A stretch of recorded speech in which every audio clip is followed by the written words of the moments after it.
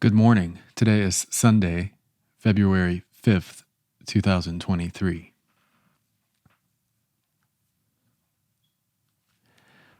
This morning I'm contemplating vulnerability.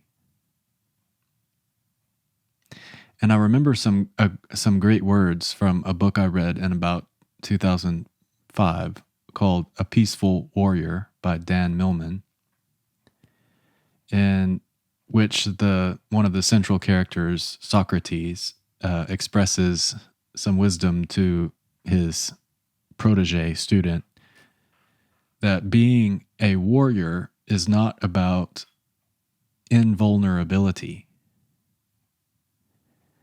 It's about absolute vulnerability. And those words stuck with me. What I'm wanting to contemplate is how we come to be guarded and defended, and how we come to avoid intimacy because we feel vulnerable if we are expressive or intimate. I think that made sense. So I can recall kind of being programmed and conditioned by my environment and culture as a young person. I can recall feeling into and learning through experience what is safe to share and where, how open it is safe to be with whom, and what I should say and what I should not say in different situations. And because I have in the past expressed at a certain level of emotional sensitivity, I learned to be fairly guarded. But that has changed. There's been a natural process for me it actually kind of relates to yesterday's post about being internally grounded and internally stabilized. So as I have moved into that space of sort of self validation and stabilization internally, I have felt less and less the need to hide aspects of myself or defend aspects of myself. I have felt less and less vulnerable. And I looked up the definition of the word vulnerable just to make sure I was clear about its actual meaning. The quality or state of being exposed to the possibility of being attacked or harmed, either physically or emotionally.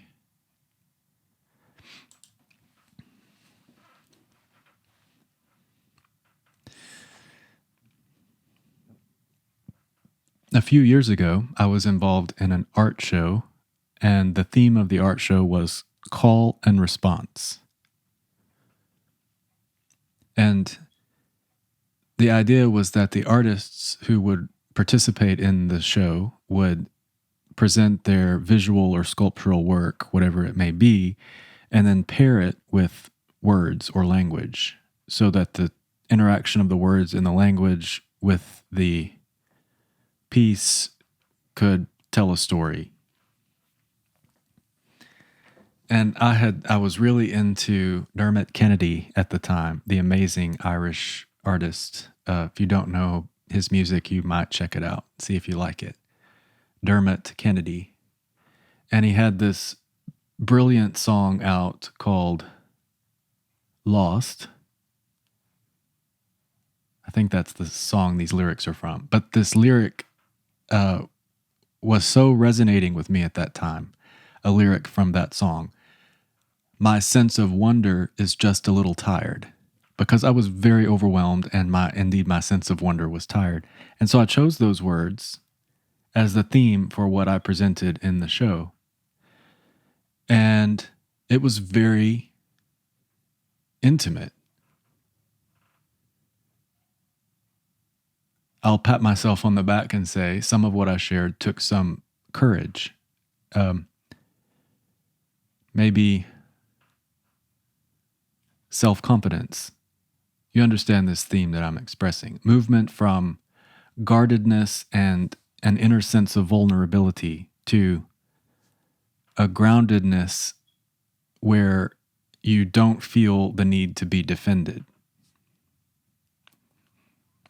And for the purposes of this, let's take out the possibility of physical harm and just talk about this on an emotional level, emotional vulnerability. So back to the art show. So I had these pieces in the show, and I remember I invited a friend, a couple of friends, to come and see it, and then we went to dinner afterwards. And one of the two, asked me if I was receptive to her feedback on what I had included in the show, and of course, yes, I was open to hearing that. And she said, "Well, it seemed very vulnerable." And I actually immediately thanked her because I received that as a compliment. And I think my mind, my faculties translated her comment to mean that it was intimate and authentic. And that's why I received it as a compliment, intimate and authentic, which I so appreciate. And I wish to be intimate and authentic. And I wish to create an environment where people feel open to be authentic and real. I feel I've learned in my life experience that it's not as healthy for our culture or our society or for us as individuals to be so guarded and contained and suppressed, So I'm not actually sure. I haven't brought this up with her again to see if she actually was intending to express that as a compliment, or if she was suggesting that she had some concern that I was in a vulnerable place, a space where I could be emotionally harmed. I wasn't in a space where I could have been emotionally harmed by anyone's response to what I had presented. I was stable and confident in it to the degree that there wasn't anything anyone could say that would have hurt me in that time. So I've been reflecting on this, within the context of these daily vlogs and what I've been sharing and how I've been sharing it. And then in general, how we relate to each other in this modern era. We've had this period of time where we were all quarantined and locked down with the virus stuff. And now we're moving into a space where a lot of meetings are happening virtually like this, where there's not as much one-on-one time in physical reality with friends, family, acquaintances, etc. But I don't want to lose the opportunity to actually really connect in an authentic way with you on the other side of this video. So I am willing and wish to be intimate and authentic. And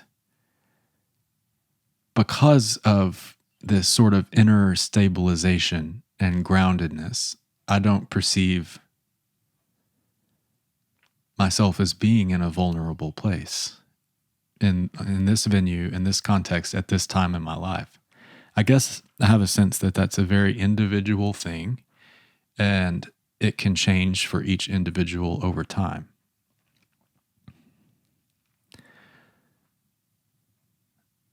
I've mentioned Paul Selig's teachings, of course, recently because I'm moving through them. And one of the things that struck me in one of the books recently was the declaration that the time of justifying and defending oneself is at an end.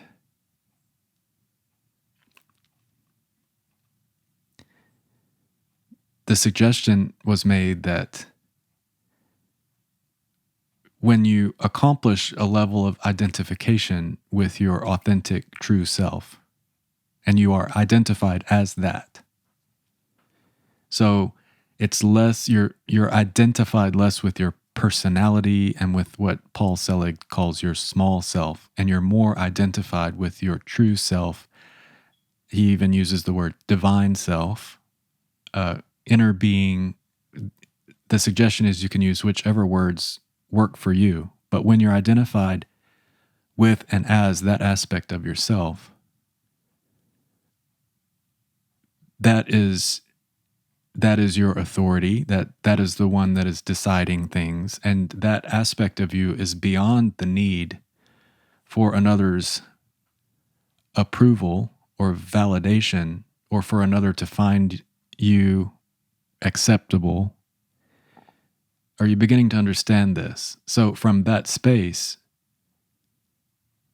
you are not vulnerable because you are identified with the aspect of you that is beyond what could be harmed. I hope I've done a halfway decent job expressing this, but as I have been intimate and expressive on this vlog so far, this is something that I wanted to address. I'm hoping to be authentic. I'm hoping to really connect with you in a real way, and I'm willing to advertise my secrets and talk about stuff that some people may not